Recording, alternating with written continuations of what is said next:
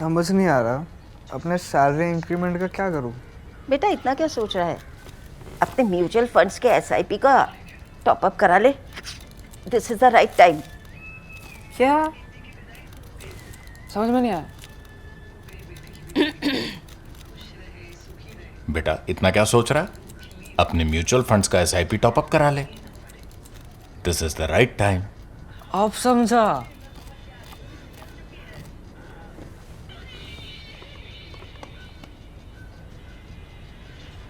Mutual fund investments are subject to market risks. Read all scheme related documents carefully. Hello and welcome to ThePrint.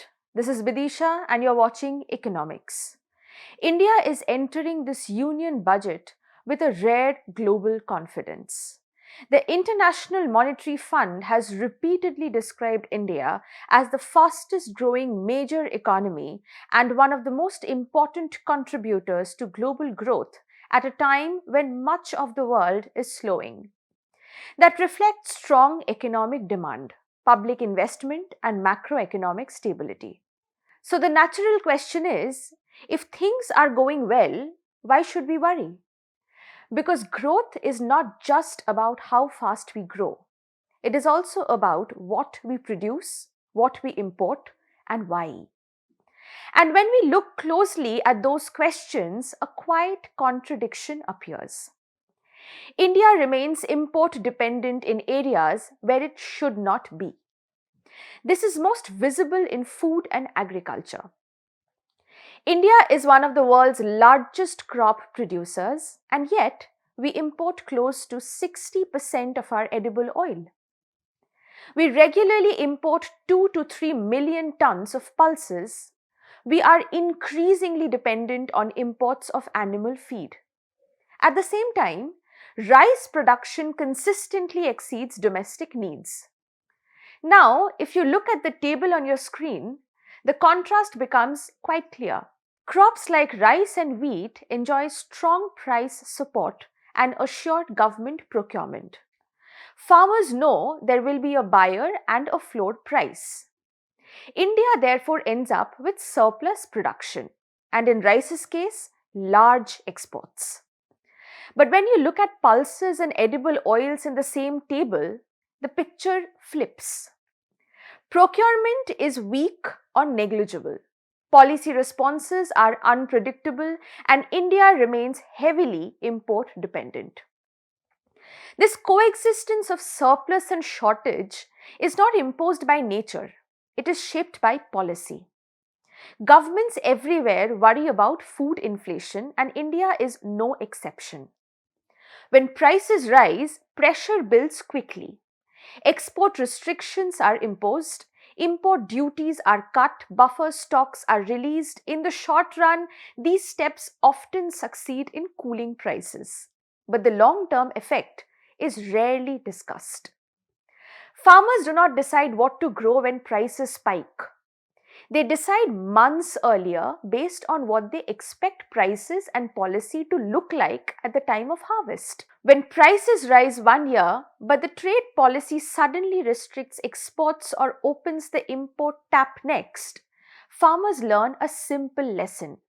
Upside is temporary and downside is permanent. Over time, they move towards crops where the state absorbs price risk and away from crops where policy responses are uncertain. That is exactly what the table shows. This is not farmer conservatism. It is not lack of capability. It is a rational response to incentives. So the question is, how does trade fill these policy gaps? Trade, therefore, fills the gaps created by domestic policy. Imports compensate for underproduction that policy itself discourages. So what appears as dependence on global markets is, in reality, dependence created at home. And this is not just costly, it is risky. This is where the chart you see on your screen becomes very important. Economists use something called the Herfindahl-Hirschman Index, or HHI, to measure concentration. In simple terms, it answers one question. Is production or sourcing spread out, or is it dominated by just a few items? If most of your eggs are in one or two baskets, the system becomes fragile. This is exactly what a high HHI tells us. Now look at the chart. Two things stand out.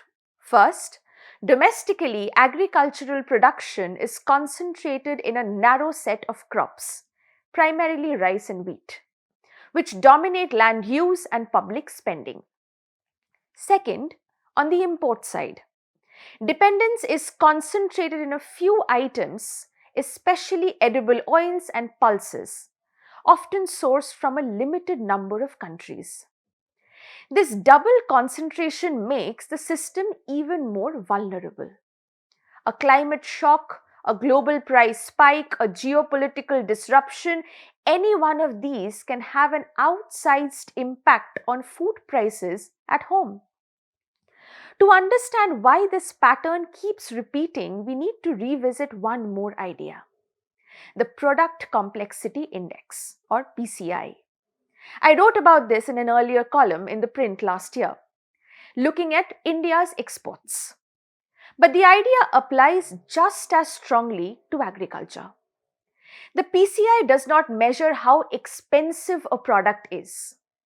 It measures how much knowledge, coordination, and ecosystem support go into producing it. Products that many countries can easily make rank low. Products that require deeper systems, skills, logistics, processing, quality control rank higher.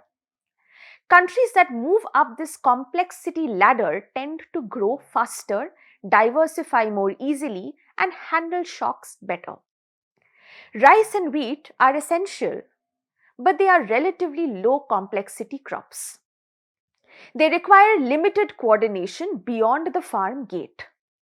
Oilseeds, pulses, protein crops, and processed foods are different. They need better seed systems, storage and processing capacity, logistics, grading, and market integration. They support higher incomes per hectare and create links to allied industries like food processing and logistics. In short, they are more complex. And that complexity is precisely what makes them valuable for long-term growth. India's problem is that policy certainty is strongest for the simplest products and weakest for the more complex ones. When complexity is punished with uncertainty, production concentrates where risk is socialized, capability building kind of slows, and imports rise. Now, what can the budget change? None of this requires dismantling food security systems or abandoning consumer protection. All it requires is credibility. Farmers do not need permanently high prices. They need the confidence that when prices rise, trade policy will not abruptly restrict exports or flood markets with imports. Transparent, rule-based trade responses would do more to encourage oilseed and pulse production than repeated ad hoc interventions. Buffer stocks can continue to stabilize markets, but as complements to production incentives, not just substitutes for them. Reducing concentration at home reduces dependence abroad. Now, why does this matter now? Because India's growth ambitions are no longer modest. As global institutions increasingly look to India as a pillar of stability in an uncertain world economy, self-created vulnerabilities matter much more. Import dependence in areas where domestic capability exists is one such vulnerability. Economics offers a clear diagnosis. High concentration, low complexity, and unstable incentives produce dependence. Change the incentives and outcomes will automatically follow. Import dependence in India's case is not destiny. It reflects policy choices, and policy can be rewritten.